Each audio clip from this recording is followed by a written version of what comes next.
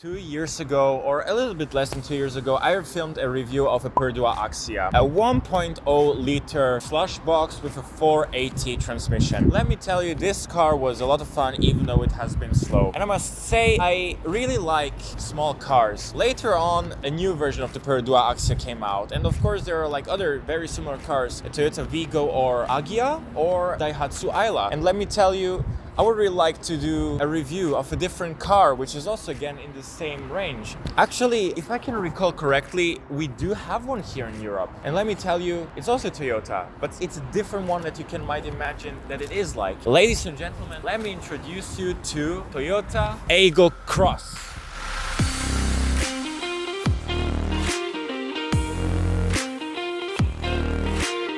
Yes, ladies and gentlemen, we got a slush box in Europe too. But let me tell you, it might appear like one because it has a 1.0 liter engine with only 71 horsepower. And I must say, 71 horsepower, you might think like, this cannot even pull itself. How can it pull passengers, let alone luggage? But so far, I've been very satisfied with this car. Even though I must say, it is just a little bit weird to look at it. Because I mean, just look at the shape. Like this little Toyota badge sticks out a little bit weirdly, but I must say it still looks interesting. It looks playful, joyful. Of course, it's not like the lowest spec, it's a medium spec model, and I personally think for what it offers, it is a lot of kit. Like, you get autonomous emergency braking, radar cruise control, lane keep assist with lane centering. I mean, it's very comprehensive, like it's very safe. And of course, the 6 airbags. The slush boxes I've mentioned before, most of them, they got only 2. Heck, some of those versions, like the old 1.2 Axia in the lowest spec, it doesn't even have ABS. And this thing right here,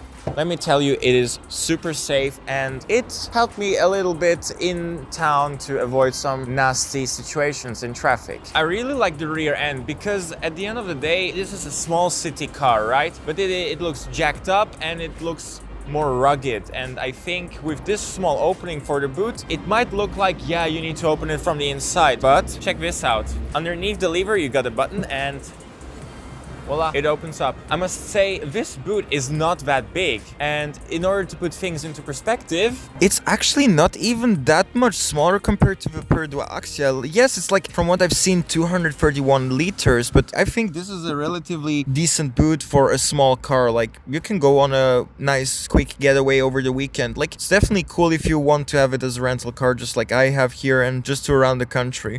Yeah, bye-bye. Apart from this really nice cladding here, which makes this car look more SUV-ish, you know what's funny about this car? You can just lift it up. I mean, I'm not the strongest, but man, it's so light, it's awesome. But you're going to get your hands dirty, so my friend is trying to lift it up, and man, it's crazy.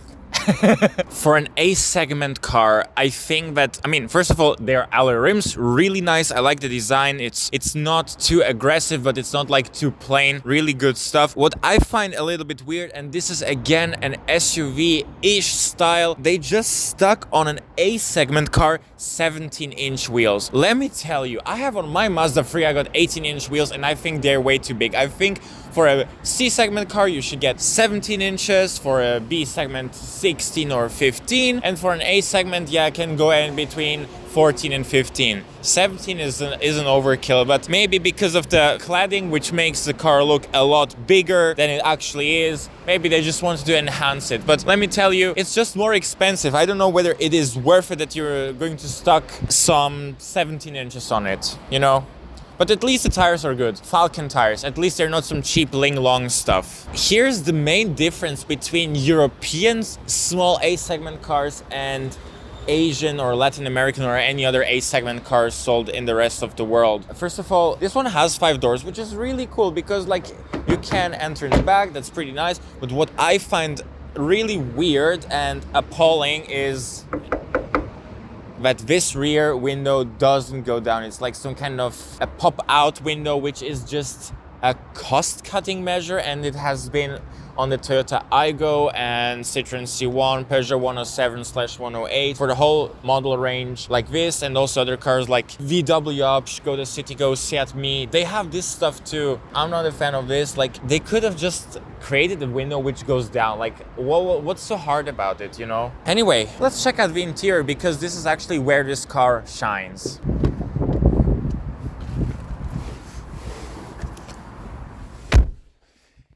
Yes, the car is cheap and you hear it when you open up and close the doors. But let me tell you, this car comes with a lot of kit here inside. Like, as you can see, it is relatively spacious, and with my 178 centimeters height, I can easily sit in here and find a relatively comfortable driving position. However, one thing what I have to point out is that this car has only tilt but no reach adjustment. And you can adjust here the height. It's not like that it's missing. And also the seat back, which is with this kind of wheel, like it's more for fine adjustment, but I just think like you just pull a lever and then you go front and back. That would be better. Yeah, other than that, yeah, you got here your mirrors without illumination, but they got the cover.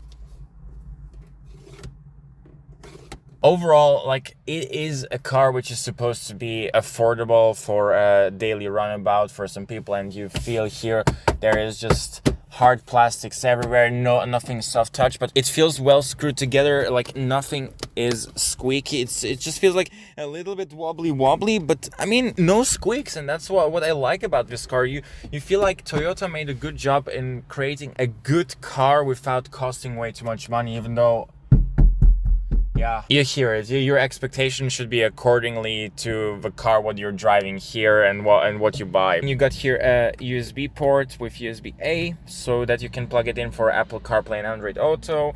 You also got like one 12-volt socket, enough space here for the phone, for two cup holders, your handbrake, and of course the front two power windows with electric mirror controls. I mean, let's be honest here, this is a really good package. The door aperture is not wide enough, so it's gonna be a little bit of a stretch in here when you get inside. And here I am inside, so the front seat is adjusted to my usual driving position, and as you can see, I still got like 3 fingers of headroom, and if I'm sitting up straight, yeah, I'm a little bit brushing the roof, but honestly speaking, I'm content. Like, I imagine the car to be smaller, like compared to like my Mazda 3, which is of course 2 classes further up. I personally think that this car is not a lot less spacious. Yes, in terms of foot-room, yeah, I'm literally brushing my knees onto the front driver's seat. It's fine, even though I must say that a couple of passengers whom I've carried here over speed bumps, it's going to be a little bit too firm because, yeah, the rear suspension and of course the seat padding, it is comfortable. It's not uncomfortable per se, but of course it's not as nicely padded as the front 2 seats, right? In terms of amenities, you have no back pockets, you have no dome light, you have no center armrest. The only thing what you have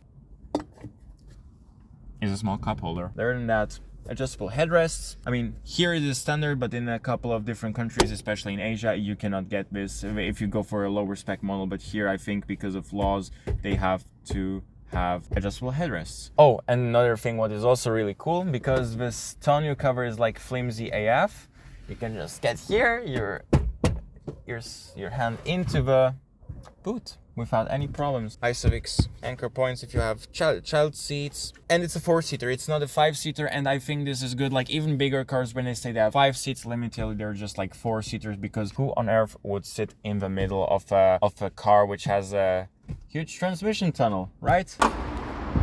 This, ladies and gentlemen, is this 1-liter bottle of engine, a 1.0 liter, 71 horsepower. I don't know how much torque it has, but does it matter in that class? The only reason why you buy this car is you want a fuss-free, smooth runabout for your daily errands, or if you want to do some other things like little trips and so on. It's sufficient. It doesn't have to be super fast, nor it has to be super powerful. It can carry 4 people without any problems. And in order to listen how it sounds like, let's take this key and start it up.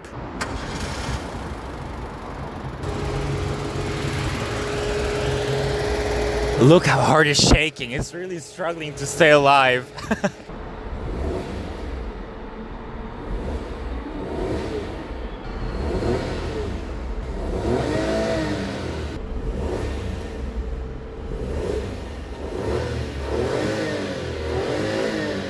Yeah, you hear it. It's a car which, yeah, it needs a little bit more life, but I think like for this car you don't need a turbo, because if you get a turbo paired with this transmission right here and you will have just problems. Let's take this for a spin, and I'm going to tell you about what's up with this car and with this transmission. Let's start this up.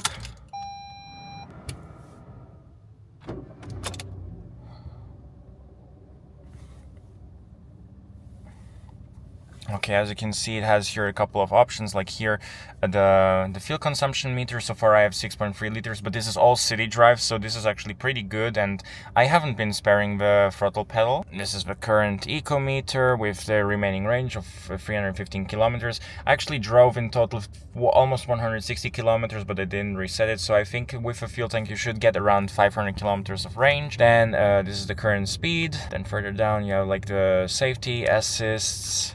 This is the media, this is the total drive and distance since start, the settings for the resetting trip A, trip B, then the brightness of the screen, the lane keep assist, front collision warning, and the RSA. This is the speed recognition thingy right there. And this is in case if there is some notifs. Put this into D. Of course, it's a manual mode, but we're not going to use it right now. We're going to use it on a proper road. So let's get out of here. I said something about the transmission, right? You can get it in two versions. One is with the 5-speed manual, and the other one is with the CVT, which is inside here. And yes, a lot of people love their CVTs in those small cars, especially in Asia. Here in Europe, they are not as common as you might think, because many European drivers think CVTs suck. You know me, manual is the best, auto quick. And to be honest with you, I have a soft spot for CVTs because like you can just press the accelerator and then it runs, it screams, it's fun. And now it alerted me that I should brake because, yeah, the motorcyclist. Yeah, never mind. What I wanted to say is, because with CVT you can do this. It will yell, it's loud, but it's fun. I have no problems with that whatsoever. It's completely fine. So a lot of people really dislike this. They think CVTs are really weird. For me, if you're someone who wants just something fuss-free and doesn't really give too much of a damn about cars in general, you will be happy with a CVT. Oh, and also this car is also, of course, because it should be eco-friendly, an automatic start-stop, even with an automatic, which is in that class not something which is all too common. Personally, I think for this car a 5-speed manual would be more suitable because of course you can pick up better and you can control the fuel consumption better, because with the CVT, as much as you give throttle, it goes up with the RPM. And personally, for some people this might be irritating, but if you're someone who is more of a relaxed driver, you will not struggle to have any good fuel consumption with the CVT, because the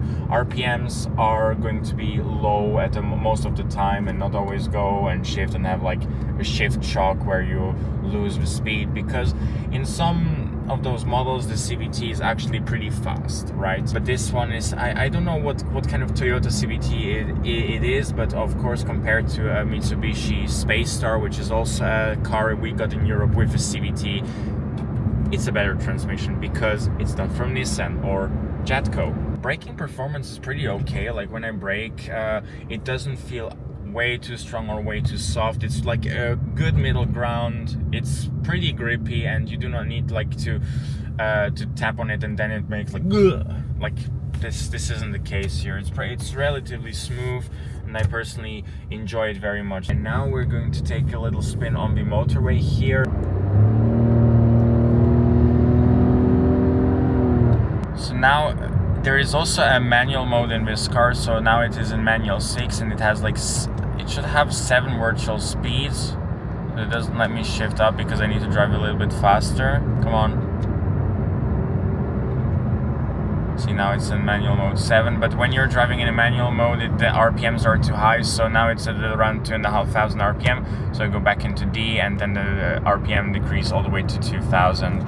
And in order to see the fuel consumption, like currently it's below 5 liters. 0 to 100 time is 14.9 seconds with the CVT. Yes, it will come there eventually, but the Peridua Axia with the 480 had 17 seconds.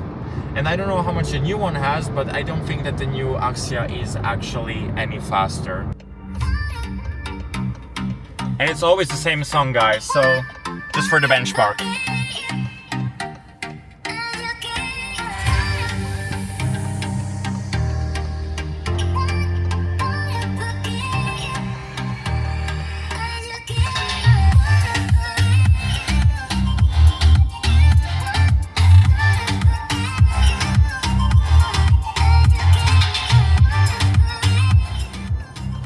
I gotta admit, I was concerned how the sound system is going to be like, because in those cars you cannot expect anything from speakers.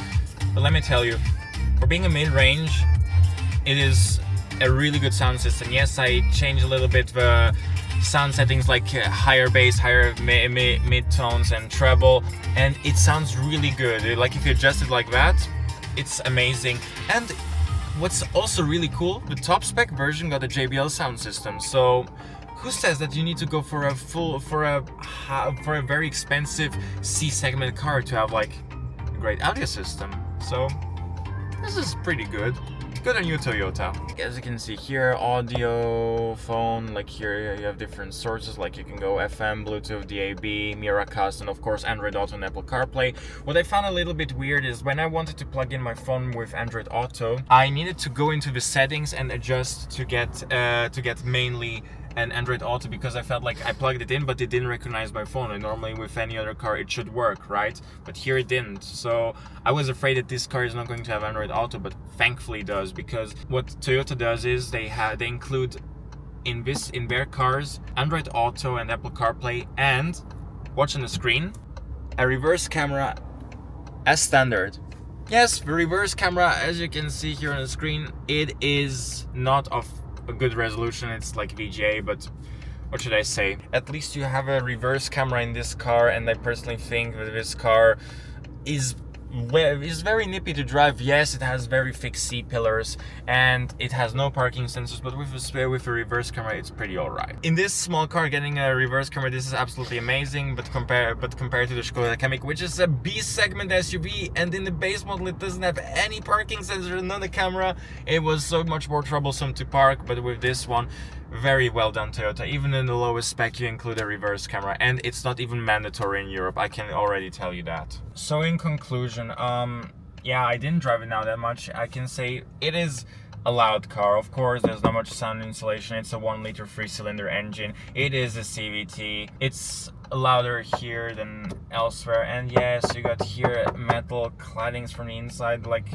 they said, a little bit of plastics, no soft touch stuff. My expectations for this car have been pretty low. I felt like, who would buy this car? Like, why would anyone spend so much money on this car? Like, brand new in Serbia should be around the 17,000 mark. It is a very, very steep price, but given that in Europe, not just in Serbia, not just in Switzerland, everywhere in Europe, the prices of cars have been on the rise. And of course, with the devaluation of the euro, the cars became to the point so expensive that even at 17,000 euros is cheap. If you do not have much money and you want like a good bang for the buck without having the need to carry so many passengers all the time and doing long distance trips, this is the car you should go for.